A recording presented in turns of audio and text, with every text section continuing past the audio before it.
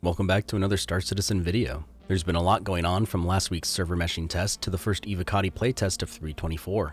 In this video, I'll be going over my experiences during the Evo test and what I hope we'll see very soon. If you don't want to hear this next rant, feel free to skip to the next section. I'll start off by saying this patch has been a long time coming. With the delays in renaming of 3.23.2 to 3.24, I can say that I was starting to get a bit frustrated with the lack of progress we were seeing. For the last month, we've been hearing CIG say that the second half of the 3.23 patch was right around the corner.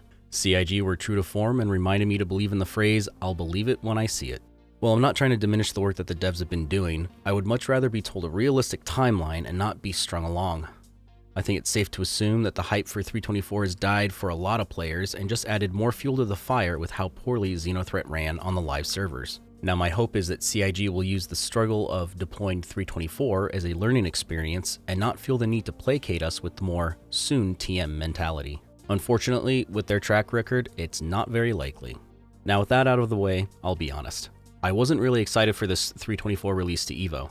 I've been working on other things and hadn't played Star Citizen since the first hotfix that was rolled out on live. I will say that changed pretty quickly once I got out of the bed and the first thing I saw was the new storage access kiosks. I remember seeing them in the first 3.23 Evo builds, but seeing them functional honestly made me forget about a lot of my previous frustrations. While using the terminal, you're presented with two windows. One is your warehouse, which is the new local inventory, and the other is the drawer of the terminal. There's also the ability to expand each window so you can see more items in each location at a time. Your warehouse can hold 1000 SCU, and you're able to transfer up to 8 SCU worth of items into the drawer. There's some filters on the warehouse side of things to help you quickly find items, but there's a few bugs going on with that.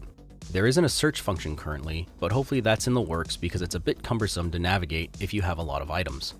To transfer items to your drawer, you can either drag them across the terminal or you can select all the items you want, then click on the Move to Drawer button.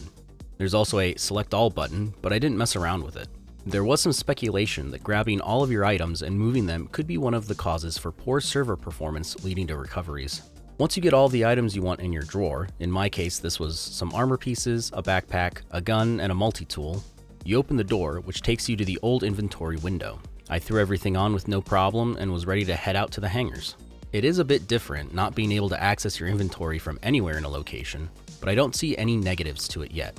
I now understand why there are so many kiosks placed around the landing zones, and at first I thought it was overkill, but maybe they won't be. Moving on to what I think you're waiting to hear about, it's time to talk about personal instanced hangars. This was where I found most of my issues and was as far as I made it in the build. I started at Lorville for my first spawn, and when I got to the elevators, from my understanding, I should have been able to go straight to my personal hangar. Unfortunately, I wasn't able to see my hangar, and once you got to the elevator, there was nothing else you could do. I had to call my first ship the same way we do now from the landing zone terminal. I wonder if this could be related to server performance because the other player I was testing with didn't have this issue. I opted for the Carrack because I wanted to see if its cargo pod doors had been reworked for physicalized cargo, and unfortunately, they haven't. I was so excited to head to the hangars that I also hadn't thought about buying commodities to see how they would be called up from the hangar, but I'll get into that a little bit later. This first build had quite a lot of issues with calling and storing ships in the hangar, and I believe this is related to their instancing. I was unable to store the Carrack to pull out another ship, and it wasn't until 30 minutes before the build shut down that I was able to see the elevator take my ship all the way down and close over the top of it. While I might not have seen it properly in one smooth motion, I was able to see it in bits and pieces. Another issue is anytime someone in the same hangar area called either a freight elevator or a ship elevator, you hear all the same audio cues. This is a bit of a nuisance, especially when you're stepping into a freight elevator and you hear the sound cue for it moving. It can also be a bit deafening, and I would put it on par with how loud the Hercules ramps were on their release. I won't dive in too much more into the other bugs I ran into with the ship elevator, but I will talk about hangar sizes. While the patch notes state a player's personal hangar will be for the largest ship on a player's account, I found some discrepancies here. As I stated before, I wasn't given a hangar the first time I went to an elevator and had to call a ship to get one. The largest ships on my account at the moment are a Hammerhead and a Carrack. This means I should have a large persistent hangar no matter what ship I call at my starting home location. However, after having to recopy my account and choosing Area 18 as my starting location, I decided to call out an MPUV tractor and was assigned a small hangar this time. This leads me to believe that what I was given was just an instanced and not my personal persistent hangar. I kept crashing and spent about 2 hours trying to get back into the servers, so I never got to see persistence firsthand. Of course, when I got into the small hangar, the first thing I checked to see was what would happen if I tried to call out the Hammerhead or a Carrack. The good news is you can't see them on the ASOP terminal, so there shouldn't be any weird issues with mismatched hangars. The ASOPs seem to operate like ground vehicle terminals do now, which brings one feature that I think needs to be addressed sooner rather than later. We need to be able to have a search bar for our ships, because now we can spawn our ground vehicles in hangars. If you don't have that many ships, then you probably haven't had a need for this feature. I will say this is a first citizen problem, but when you have a plethora of vehicles and scrolling the terminal appears to be tied to server performance, you can imagine how well that goes trying to get to the bottom of your list. I had the terminal time out more than once as I was trying to scroll through it, which can add to frustration levels. Moving on to another big part of 324, we have the new freight elevators and how they will interact with cargo. As I mentioned earlier, I hadn't thought ahead to purchasing some commodities to call out.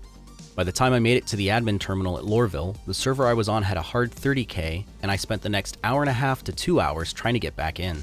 What I was able to see is that you will now purchase commodities by SCU container size. You are shown the total SCU of a good, and then what container size you want to purchase. This is going to bring some complexity to how you load your ship, but also more freedom. There's also no longer a sell tab on the terminals. It has been renamed to local market value, and it will tell you what size cargo containers are accepted along with how much stock is already there. We also get a bar to visualize how full or empty the stock of a commodity is. One thing I didn't get to mess around with was where to send purchased cargo to. There was no option to deliver the cargo to my C2 directly, but that may have been because I was already having issues with my hangar. The other two options I saw were to deliver it to myself, which I didn't try, and the other was to deliver it to the landing zone.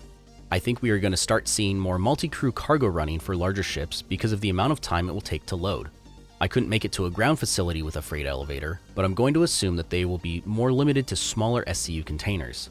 This means more units to handle and more time on the ground. I also couldn't try out the new hover trolleys, but those are on my list to get to for the next build. As for the actual interaction with freight elevators, they are still a bit quirky. The elevator starts in its raised position, and while there, you won't be able to interact with the items that are stored in your warehouse. You will have to send the elevator down, and then it functions in the same way as a storage kiosk. The freight elevator is not a replacement for those kiosks. As a heads up, if you bring a personal weapon up, it will be there physically, but you won't be able to pick it up since you're in an armistice zone. I also had troubles with getting a tractor beam to work properly, so I couldn't move anything. I was able to call out a few hangar flare items, and that was pretty cool since I haven't seen them since the old standalone hangar modules were removed. The last thing about hangars is that there will be a limit on how much freight you can call up at one time. Each hangar is different, and I only know the numbers for 3 of them. Extra large hangars will have 2 elevators that can hold 1,120 SCU each, for a total of 2,240 SCU. Large will have 2 896 SCU elevators for 1,792 SCU, and small hangars will have 1 elevator that will hold 120 SCU. There's still a lot of progress to be made in this build, but it did get me excited for the extra features coming. I already have my list of other things to test, and hopefully the next build will bring some more stability. If you made it to the end of this video, I want to say a big thank you. It really does mean a lot since this video comes after playing the build, going through issue council reports, and writing. As always, I hope you found this informative, and I'll catch you in the next one.